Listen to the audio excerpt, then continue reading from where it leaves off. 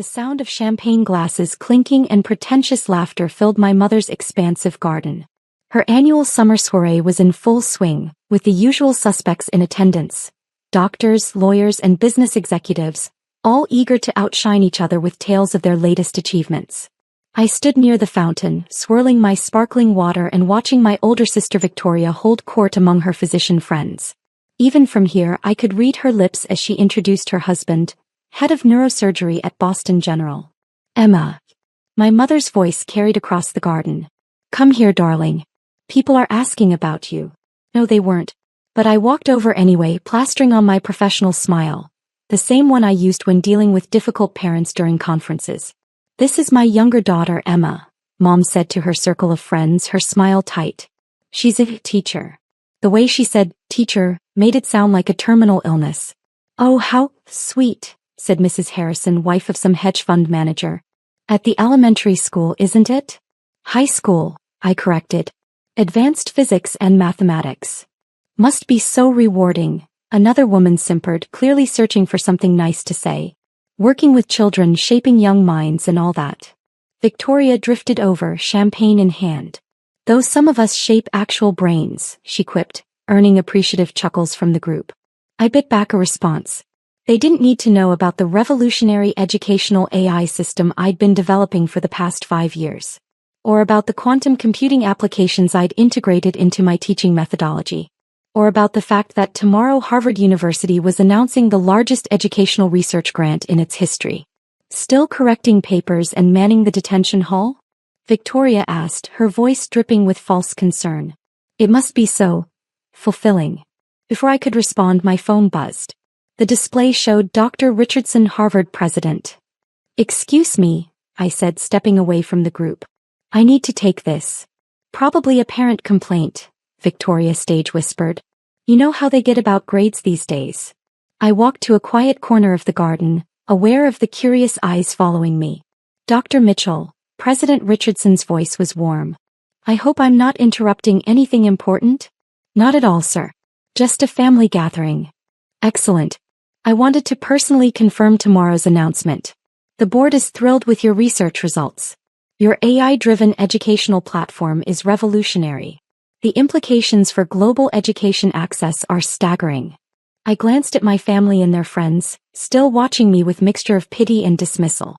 The official announcement will be tomorrow at 10 a.m., he continued. $100 million, Dr. Mitchell. The largest educational research grant in Harvard's history. And it's all yours. Thank you, sir.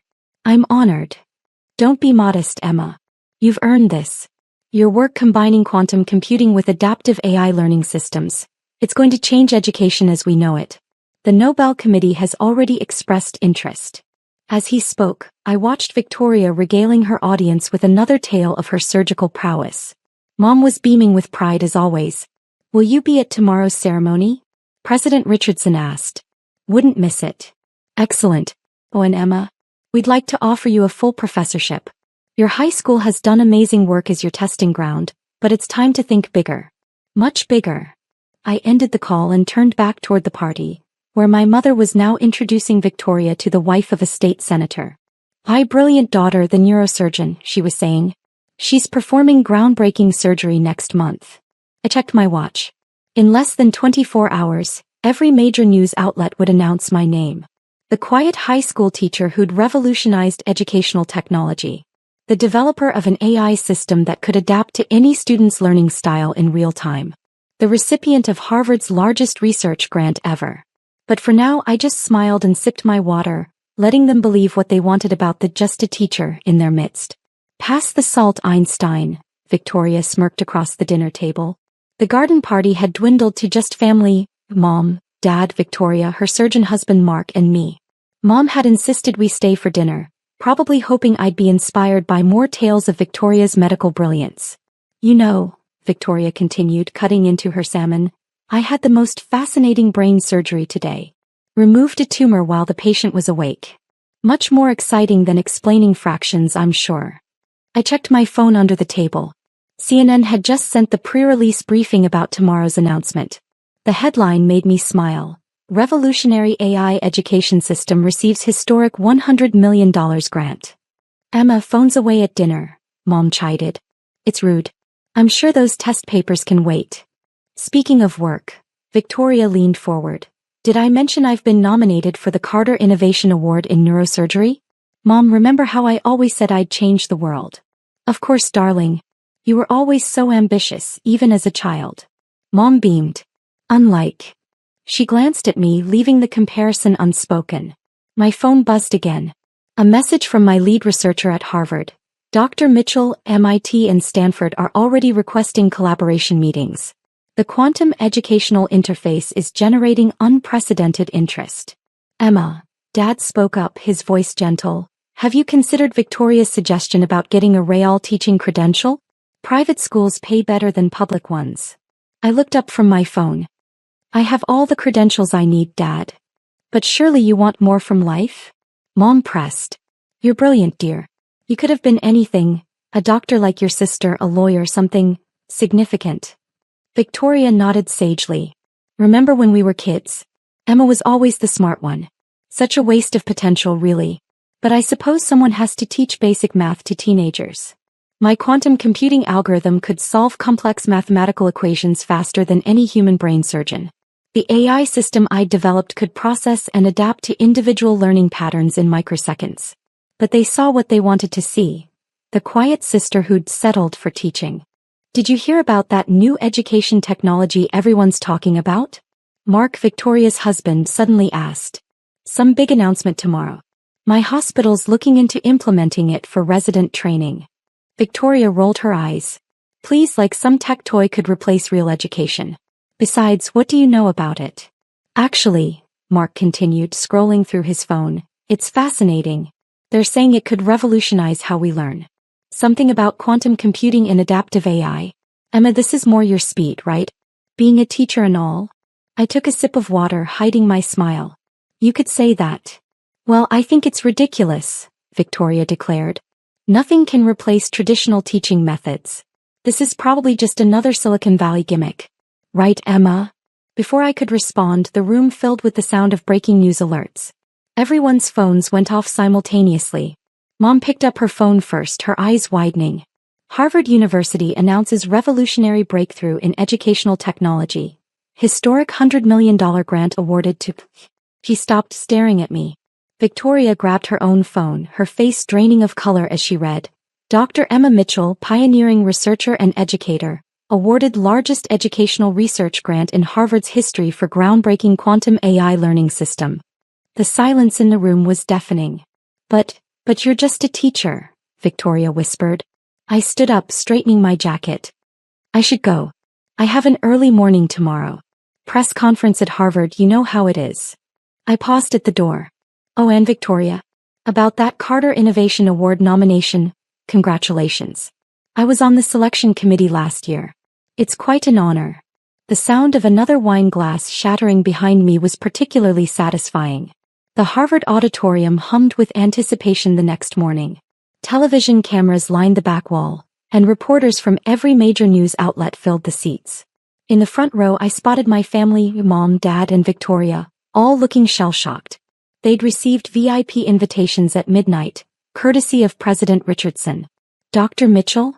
My assistant handed me a tablet showing live social media feeds. #quantum education was trending worldwide. Time magazine wants an exclusive. And the Nobel Committee sent another email. I nodded, scanning the latest metrics from our pilot program. 10,000 students across 5 continents, all learning at unprecedented rates thanks to my AI system. Children in remote villages accessing Harvard-level education through quantum-powered tablets. Medical residents mastering complex procedures through adaptive simulation programs. President Richardson approached the podium. Ladies and gentlemen, we are here today to announce what we believe is the single most important advancement in educational technology since the invention of the printing press. In the front row, Victoria shifted uncomfortably. Mom dabbed at her eyes with a handkerchief. 5 years ago, a brilliant young physicist approached me with an idea, Richardson continued. She suggested combining quantum computing with artificial intelligence to create an educational system that could adapt in real time to each student's unique learning pattern. Many called it impossible. Today we call it revolutionary. The screen behind him lit up with my research results. Graduation rates increased by 300%. Medical training time cut in half. Scientific breakthroughs accelerated through enhanced learning protocols. Please welcome to the stage the architect of this breakthrough, Harvard's newest full professor and recipient of our historic $100 million grant, Dr. Emma Mitchell. The applause was thunderous. As I walked to the podium, I caught Victoria's eye. For the first time in our lives, she was looking up at me. Education, I began, isn't about who's teaching. It's about how we learn. Every brain is unique. Every mind processes information differently. For too long, we've forced diverse minds into rigid learning patterns. The screens showed children in rural Africa mastering advanced physics through my AI interface. Medical students in Asia performing virtual surgery with quantum-enhanced precision.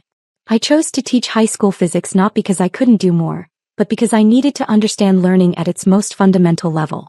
My students weren't just teenagers learning equations. They were my research partners, helping me understand how different minds grasp complex concepts. In the front row, Mom was openly crying now. Dad looked like he couldn't decide whether to be proud or ashamed. Today we're not just announcing a grant. We're announcing the democratization of knowledge. Harvard's entire curriculum, adapted in real time for each learner. Medical training accelerated through quantum simulations. Scientific research enhanced by AI-driven educational protocols. I paused, looking directly at Victoria. Every field, from neurosurgery to nuclear physics, will be transformed by how we teach and learn. The press conference lasted 2 hours. Reporters asked about the Nobel nomination, the pending patents, the billions in potential applications. Through it all, my family sat silently, processing the reality that the sister they'd pitted had quietly changed the world. Afterward, in my new Harvard office, they came to see me. Victoria spoke first. "Why didn't you ever say anything?" she asked quietly. I gestured to the wall of patents and awards, all earned quietly over the years. "Would you have listened?" She started, then stopped. "Oh, probably not." Mom stepped forward, clutching her designer handbag like a shield. "All those times we criticized your choices taught me an important lesson," I finished.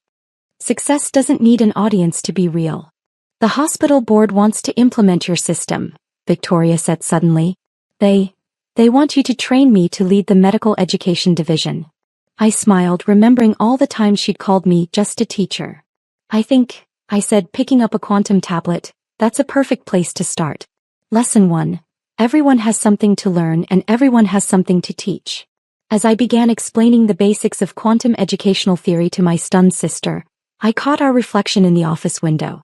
2 successful women, each brilliant in her own way, finally meeting as equals. Sometimes the best revenge isn't proving others wrong about you. It's proving yourself right about what you can achieve regardless of what they believe. And sometimes, just sometimes, those who dismissed you end up becoming your most dedicated students.